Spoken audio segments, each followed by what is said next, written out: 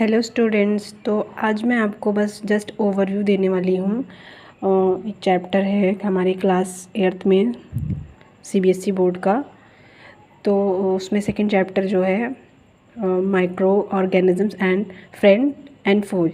तो हम इसमें देखेंगे कि माइक्रो ऑर्गेनिज्म के कैरेक्टरिस्टिक्स क्या होते हैं, यूज़फुल माइक्रो ऑर्गेनिजम्स क्या होते हैं, हार्मफुल माइक्रो ऑर्गेनिजम्स क्या होते हैं, और क्लासिफिकेशन माइक्रो ऑर्गेनिजम्स का कैसे करते हैं, एडवांटेजेस क्या होते हैं, फूड प्रिजर्वेशन क्या होता है, नाइट्रोजन फिक्सेशन क्या होता है। तो ये सारी चीज़ें हम इसमें देखने वाले हैं। इसके लिए इससे पहले हम लोगों ने फर्स्ट चैप्टर कवर किया हुआ है, तो अभी हम ये वाले चैप्टर का ब्रीफ लेने वाले हैं।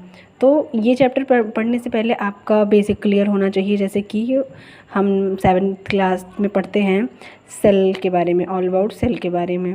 वहाँ पे हम देखते हैं कि हमने सेल के बारे में देखा कि उसकी डिस्कवरी कैसे हुई, उसके सेल के टाइप्स क्या होते हैं, किस तरह से सेल की डिस्कवरी हुई, सबसे पहले कौन सा सेल डिस्कवर किया गया था। ठीक है, तो ये सारी चीज़ें पता होनी चाहिए। और स्ट्रक्चर क्या होता है, सेल का स्ट्रक्चर क्या होता है, कौन से मेन कंपोनेंट्स उसमें प्रेजेंट होते हैं, तो हम ये पहले पढ़ते हैं। तो जैसे कि यहाँ पे लिखा हुआ है, there are variety of organisms on our planet, some living organism are seen with the naked eyes while some are not. तो इसका मतलब ये हुआ कि हमारा जो अर्थ है, हमारा जो प्लानट है, उस पर बहुत सारे लिविंग ऑर्गेनिजम्स प्रेजेंट हैं। कुछ ऐसे हैं जिन्हें हम अपने नेकेड आई मीन्स हम अपने आँखों से ऐसे देख सकते हैं, और कुछ ऐसे हैं जिन्हें हम अपने आँखों से ऐसे देख नहीं सकते। उनको देखने के लिए हमें एक इंस्ट्रूमेंट होता है जिसको हम कहते हैं माइक्रोस्कोप, उसका यूज़ करना पड़ता है। तो नेक्स्ट लाइन में क्या लिखा हुआ है, the living organism which can not be seen bye naked eyes. वही मतलब इसका हुआ कि जिन्हें हम अपनी ऐसी ही आँखों से नहीं देख सकते हैं, उनको हम क्या कहते हैं, माइक्रो ऑर्गेनिजम्स कहते हैं। तो इस माइक्रो मतलब क्या हो गया, जो सबसे ज़्यादा सूक्ष्म होता है, सबसे छोटा होता है। ऑर्गेनिज्म का मतलब जो भी उसमें हम देखेंगे ऑर्गेनिज्म हो गया जो लिविंग है, उसके बारे में बात हो रही है। ठीक है, उसको हम माइक्रोब्स भी बोल दे रहे होते हैं। देखो, माइक्रोब्स जो होता है या माइक्रो ऑर्गेनिज्म, सिर्फ उनकी साइज़ के अकॉर्डिंग ही ये नाम दिया गया है। माइक्रो मतलब बहुत ही छोटा या बहुत ही सूक्ष्म जो होता है। ऐसा ऑर्गेनिज्म जो बहुत ही छोटा या बहुत ही सूक्ष्म है, उसे हम माइक्रो ऑर्गेनिज्म बोलेंगे। They can be seen only under a microscope. इनको देखने के लिए हमें एक इंस्ट्रूमेंट का यूज़ करना पड़ेगा जिसका नाम है माइक्रोस्कोप। ठीक है, तो जब हम माइक्रोस्कोप का यूज़ करेंगे तभी हम ऐसे ऑर्गेनिजम्स को देख पाएंगे। ठीक है, जो बहुत ही टाइनी, बहुत ही छोटे होते हैं। फिर नेक्स्ट लाइन में क्या लिखा हुआ है, the branch of science that deals with the study of micro organism is called microbiology. तो हमारे विज्ञान का वो ब्रांच, ठीक है, हमारे बायोलॉजी का वो ब्रांच जिसमें हम माइक्रो ऑर्गेनिजम्स के बारे में पढ़ते हैं, उस ब्रांच को हम क्या कहते हैं, माइक्रोबायोलॉजी। ठीक है, फिर नेक्स्ट लाइन में लिखा हुआ है, Antony van Leeuwenhoek was the one of the first people to do the observation of microorganisms and use a microscope of his own design and made one of the most important combinations of biology and opened up the field of microbiology and bacteriology. तो इसमें ये बताया गया है कि Antony von Leeuwenhoek नाम के एक साइंटिस्ट थे।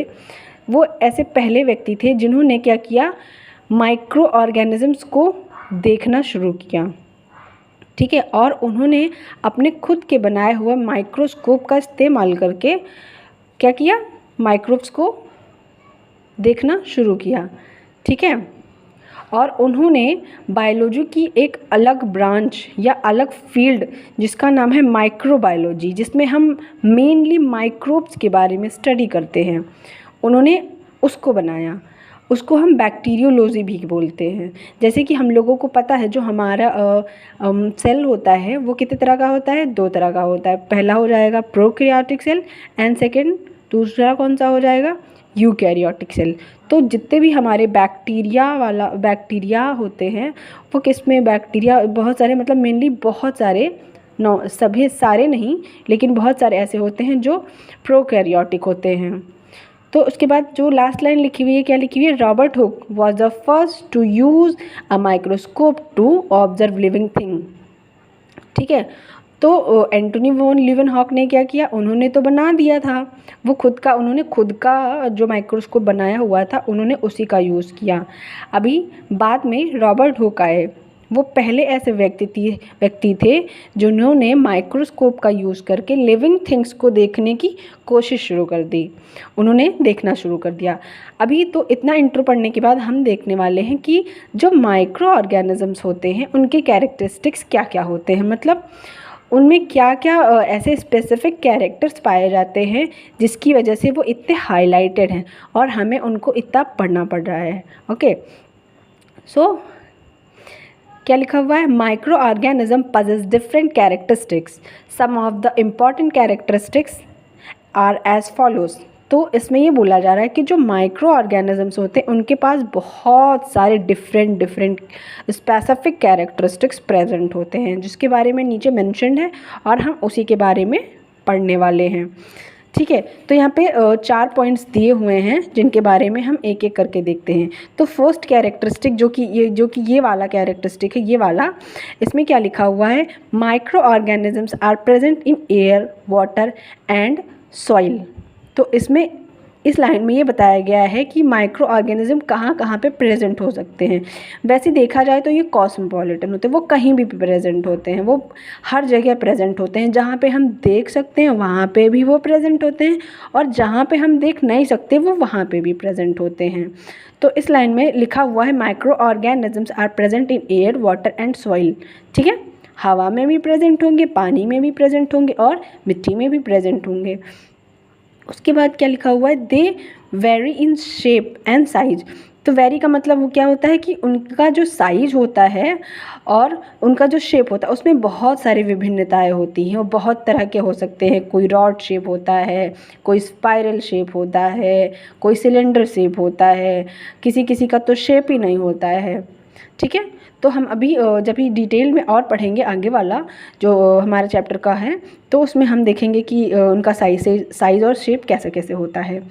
फिर जो थर्ड लाइन लिखी हुई है, क्या लिखा है, they may occur as a single cell और as a collection of cell. अब इसका मतलब क्या हुआ कि वो एक अकेला सेल भी हो सकता है। देखो यहाँ पे क्या लिखा हुआ है, सेल, तो इसका मतलब ये है कि आपको सेल के बारे में ऑलरेडी ज़्यादा डिटेल में नहीं, लेकिन थोड़ा बेसिक नॉलेज तो होना चाहिए कि एग्जैक्टली सेल होता क्या है। ओके, तो इसमें क्या लिखा हुआ है कि दे अकर एज आ सेल, सिंगल सेल, वो एक अकेला सेल भी रह सकता है, और वो as a collection of cells का मतलब क्या हो, वो ग्रुप में भी रह सकता है। ठीक है, वो ग्रुप में भी प्रेजेंट हो सकता है। फिर लास्ट लाइन जो मेंशन्ड है वो क्या है, some micro organisms are helpful while some are harmful. तो इसमें ये बोला जा रहा है कि कुछ माइक्रोब्स ऐसे होते हैं जो हमारे लिए हेल्पफुल होते हैं और कुछ माइक्रो ऑर्गेनिजम्स कैसे होते हैं, हार्मफुल होते हैं। अभी इसका एक एग्जांपल देखा जाए तो इस लाइन का जो लिखा हुआ है इसका मतलब हम इसमें देखेंगे, हेल्पफुल माइक्रो ऑर्गेनिज्म में कौन सा आ जाएगा, जैसे कि जब भी हम कर्ड बनाते हैं, ठीक है, मिल्क का कन्वर्जन हम कर्ड में करते हैं, तो उसमें हम बैक्टीरियाज का यूज़ करते हैं। यूजुअली हम ऐसे आँखों से वो दिखते नहीं है कि हम उसमें बैक्टीरिया ऐड ऑन करें, नहीं, पर एक बैक्टीरिया होता है जिसको हम लैक्टोबैसिलस बोलते हैं। ठीक है, तो वो हमारे कर्ड में प्रेजेंट होता है, जो दूध को दही में कन्वर्ट कर देता है। तो तभी तो हम जब भी बहुत सारा दूध होता है तो उसमें हम थोड़ा सा दही मिलाते हैं, तो उस दही में वो लैक्टोबैसिलस प्रेजेंट होता है। ठीक है, और हम हार्मफुल बैक्टीरिया या हार्मफुल माइक्रोब्स के बारे में बात करने जाएं तो हम देखते हैं कि जैसे हमारे अभी हम जनरलाइज्ड में मैं आपको बता रही हूँ, जैसे कि हार्मफुल में हो जाएगा, जैसे कि आपके हाथ में फंगस लग गया, तो फंगस क्या है, एक माइक्रोब्स की कैटेगरी होती है। तो वो फंगस क्या करेगा, ग्रो करेगा और आपके हाथ पैर में खुजली करेगा, बहुत ज़्यादा खुजली होगी और वहाँ पे बहुत सारा रैशेस हो जाएंगे, तो वो आपके बॉडी के लिए वो हार्मफुल होगा।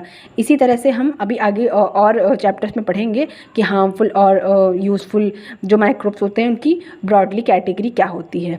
ओके, तो अभी हम इसमें देखने वाले हैं कि हैबिटाट क्या होता है। हैबिटाट मतलब जहाँ पे वो प्रेजेंट होते हैं, जैसे कि आपका घर, आप कहाँ रहते हो। हैबिटाट का सिंपल मतलब होता है कि एड्रेस, माइक्रो ऑर्गेनिजम्स का एड्रेस क्या होता है, वो कहाँ पे प्रेजेंट होते हैं।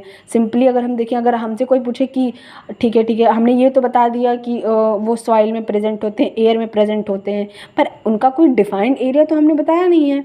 तो अभी हम ये बताने वाले हैं कि एग्जैक्टली वो कहाँ पे पाए जा रहे होते हैं। तो देखो, सबसे पहली लाइन में क्या लिखा है, micro organisms are found particularly everywhere. ठीक है, इस लाइन का क्या मतलब हुआ कि जो माइक्रो ऑर्गेनिजम्स होते हैं वो हर जगह प्रेजेंट होते हैं, and in all types of environment, और वो सारे तरह के इन्वायरमेंट्स में प्रेजेंट होते हैं। ठीक है, उसके बाद में क्या लिखा है, they can be found in. अब वो कहाँ कहाँ पे पाए जा सकते हैं, हम ये देख रहे होते हैं। जैसे कि पहला लिखा है air, soil and water including hot water spring, salty sea water and sea cold water on the poles. ठीक है, अभी जब ये आपने देखा होगा पोल के उसमें क्या नाम है, ग्लोब के बारे में पढ़ा होगा, तो आपने 2 पोल्स के बारे में पढ़ा होगा, साउथ पोल एंड नॉर्दर्न पोल। तो वो दोनों पोल्स क्या होते हैं, बहुत ज़्यादा कोल्ड होते हैं। तो अभी उतना नहीं जानना है, लेकिन हम अभी ये देखते हैं कि कहाँ कहाँ पे प्रेजेंट, जैसे वाटर, हॉट वाटर स्प्रिंग में भी प्रेजेंट हो सकते हैं, सॉल्टी वाटर में भी प्रेजेंट हो सकते हैं, सारे जगह पर प्रेजेंट होते हैं। और माइक्रो ऑर्गेनिज्म कहाँ कहाँ पाए जाते हैं, तो थर्ड जो हमारा सेकेंड डॉट वाला पैरा है, उसमें देखो क्या लिखा है, dead and decaying organic matter. मतलब सड़े गले ऑर्गेनिक मैटर पे भी माइक्रो ऑर्गेनिज्म पाए जाते हैं अच्छे से। जैसे आप अपने घर पे रहते हो, वैसे ही माइक्रोब्स वहाँ पे प्रेजेंट होते हैं। ठीक है, फिर on the surface of the body of animals including humans, जो एनिमल्स होते हैं वो उनकी बॉडी के सरफेस पे भी प्रेजेंट होते हैं। ह्यूमंस इंक्लूडिंग ह्यूमंस मतलब ह्यूमंस की बॉडी पे भी पाए जाते हैं, जैसे मैंने अभी बताया था ना कि फंगस हमारी बॉडी में लग जाते हैं। ठीक है, तो फिर लास्ट लाइन में क्या लिखा हुआ है, माइक्रो ऑर्गेनिज्म लाइक अमीबा। ये यहाँ पे जो लिखा हुआ है, micro organism like amoeba can live alone. Amoeba क्या कर सकता है, वो अकेला रह सकता है। अलोन मतलब अकेला, वो अकेला रह सकता है। वेयर फंगाई बोलो, फंजाई बोलो, कुछ भी पढ़ सकते हैं इसको। Where fungi and bacteria may live in colonies. ठीक है, तो उसमें ये बोला जा रहा है कि जो अमीबा होता है वो कैसे प्रेजेंट होता है, अलोन, अकेला प्रेजेंट होता है। और जो फंजाई और बैक्टीरिया होते हैं वो भी अकेले पाए जा सकते हैं, लेकिन वो हम हमेशा अकेले नहीं पाए जाते हैं, वो कॉलोनीज़ में प्रेजेंट होते हैं। अगर वो कॉलोनी में प्रेजेंट होंगे तो उनकी एग्जिस्टेंस और ज़्यादा बढ़ जाएगी। ठीक है, तो अभी हम लोग इतना ही रखते हैं। मैं नेक्स्ट वीडियो में आपको इसका क्लासिफिकेशन और बाकी इसके यूजेस एंड हार्म्स पढ़ाऊँगी। Okay, bye bye.